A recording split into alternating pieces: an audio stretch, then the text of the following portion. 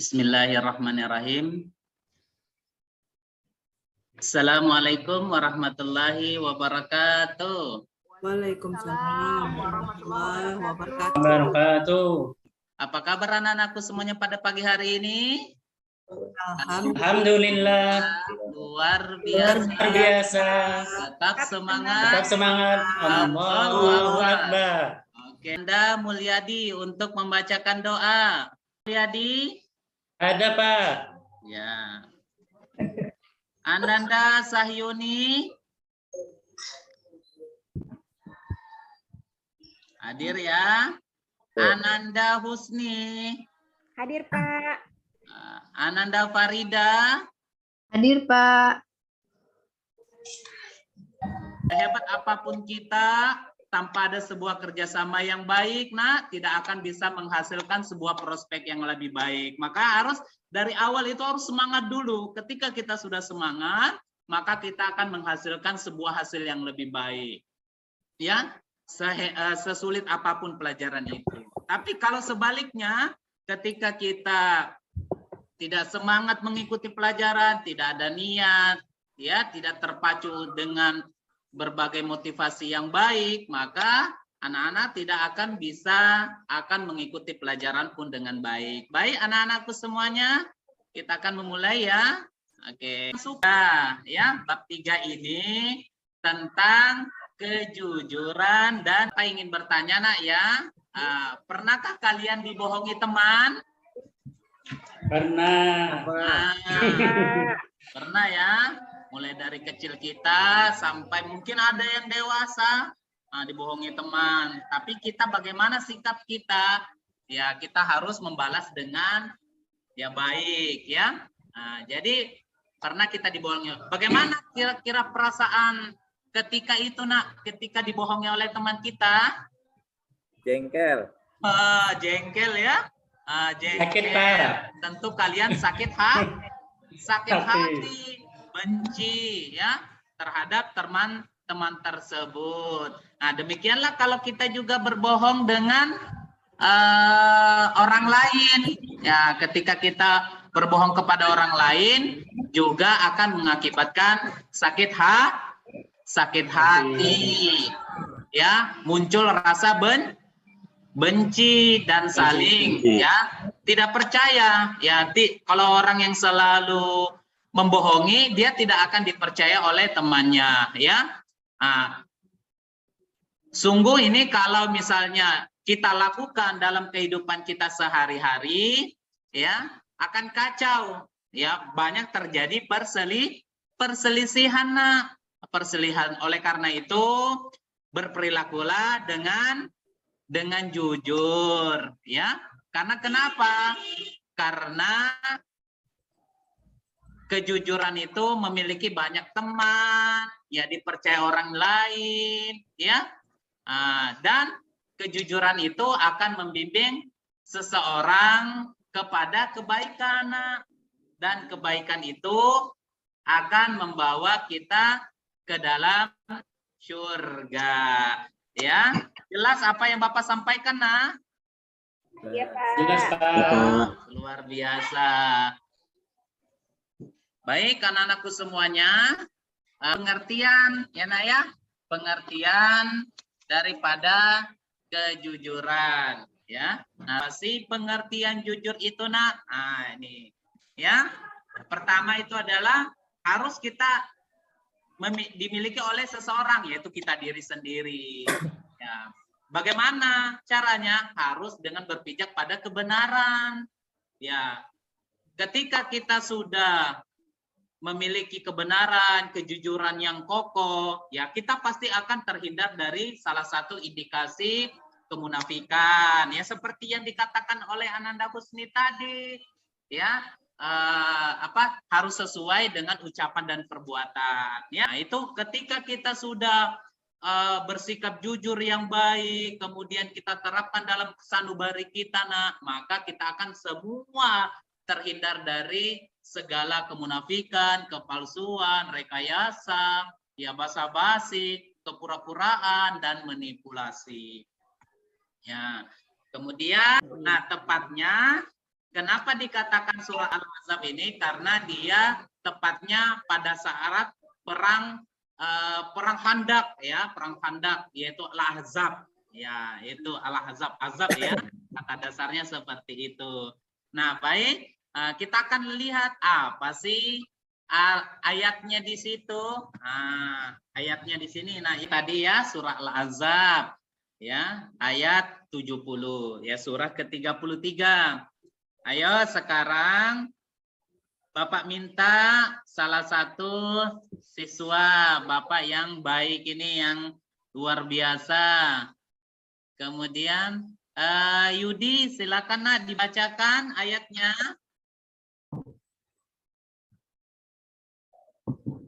A'udzu billahi minasyaitonir rajim. Bismillahirrahmanirrahim. Ya ayyuhallazina amanu taqullaha wa qulu qawlan syadida. Wahai orang-orang yang beriman, bertakwalah kamu kepada Allah dan ucapkanlah perkataan yang benar. Iya. Bagus, terima kasih Ananda Yudi sudah memberikan baca Al-Qur'annya sangat luar biasa. Tepuk tangan dulu Ananda Yudi. Nanti akan diberikan nilai 10 nih ya dari Bapak. Oke. Nah, ini adalah salah satu contoh, Nak. Nah, bagaimana kejujuran kita perlukan kembali ke sekolah. Hari ini kita mulai sudah kembali ke sekolah ya. PTM ya. Semoga dengan adanya silaturahim kita kembali ke sekolah dapat memberikan semangat anak-anak semuanya ya. Nah, baik. Nah, ini adalah salah satu contoh ketika kita bisa kejujuran itu kita implementasikan di sekolah. Ayo, apa contohnya? Apa contohnya Ananda Husni? Tidak menyontek satuan, Pak. Menyontek nih gambarnya nih, tidak menyontek ya. Nah, jujur itu hebat yang disampaikan kemarin temannya ya, yang presentasi luar biasa ya. Jujur itu hebat ya. Bukan yang kuat itu hebat, tetapi jujur itu hebat ya. Kuat belum tentu hebat ya. Tapi kalau jujur pasti sudah hebat. Tapi kalau kuat belum tentu hebat ya. Kemudian ya, nah ini di sekolah itu tidak menyontek, melaksanakan piket jadwal, mentaati tata sekolah. Kemudian di rumah di rumah ini berkata jujur kepada orang lain ya, dan lain-lain. Kemudian di masyarakat itu saling menghormati, toleransi, tidak gosip ya, atau berkata-kata yang fiktif, harus fakta ya. Nah, kemudian anak-anakku semuanya, nah ini ada hadis kejujuran ya. Ini hendaklah kalian bersikap jujur, karena tadi yang di awal mukadimah, karena sesungguhnya kejujuran itu akan mengantarkan kita kepada kebaikan dan mengantarkan kita ke surga semuanya. Nah, sekarang kita masuk ke pengertian adil. Nah, adil ini adalah memberikan hak yang berhak menerimanya ya. Kemudian pada tempatnya ya, misalnya berpihak kepada kebenaran, yaitu tidak mengenal antara suku, bangsa, dan lain-lain ya. Nah, baik. Nah, sekarang ajaran Islam itu sudah menjunjung tinggi asas keadilan ya. Kenapa? Karena Islam itu membawa rahmatan lil alamin. Ya. Baik anak-anakku semuanya. Nah, sekarang ini adalah klasifikasi adil, yaitu adil kepada Allah, adil kepada diri sendiri, adil terhadap guru, keluarga, orang lain, kemudian bahkan makhluk hidup lainnya, tumbuhan dan lingkungan. Itu kisah ya, ada salah satu kisah itu ada kakek Yahudi ya, bertanya, rumahnya diratakan oleh ketika Umar bin Khattab. Nah, kemudian satu ketika kakeknya itu datang kepada Umar bin Khattab. Wahai Umar, ya, rumah saya diratakan oleh pemerintah karena ingin dibangun masjid. Kemudian singkat cerita, Umar memberikan tulang ya, tulang dari onta ya, kemudian digariskan huruf alif. Kemudian adapun Umar bertanya, wahai kakek, serahkan kepada kembali ke Mesir untuk menyerahkan kepada gubernurnya. Kepada saat itu gubernur bernama Amir bin As. Ketika sontak itu Amir bin As ini langsung terkaget. Akhirnya singkat cerita beliau langsung merobohkan masjid tersebut dan membangun kembali gubuk si kakek Yahudi tadi. Dan akhirnya alhamdulillah kakek Yahudi ini masuk Islam karena begitulah kejujuran di dalam Islam. Ya.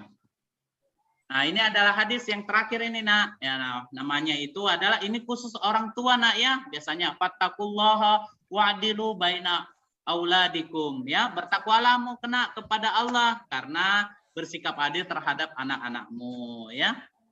Nah, ini anak-anakku semuanya yang terakhir ini ada LKPD, lembar kerja peserta didik. Nanti anak-anakku akan Bapak kirimkan linknya, ya. Harap dikerjakan dengan baik, ya, supaya di rumah, di sekolah juga bisa menjadi hal-hal apa namanya siswa yang bisa bertanggung jawab, ya.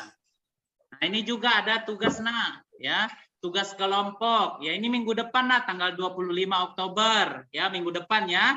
Setiap kelompok itu terdiri dari 5 orang. Ya, mengamati kisah nyata di rumah, di sekolah, dan di masyarakat. Kemudian minggu depannya kita harus mempresentasikan. Ada ketua, ada jubir, ada sekretaris, ada notulen, ada anggota, dan lain sebagainya. Siap, Nah, ya, untuk cari kelompoknya masing-masing, ya.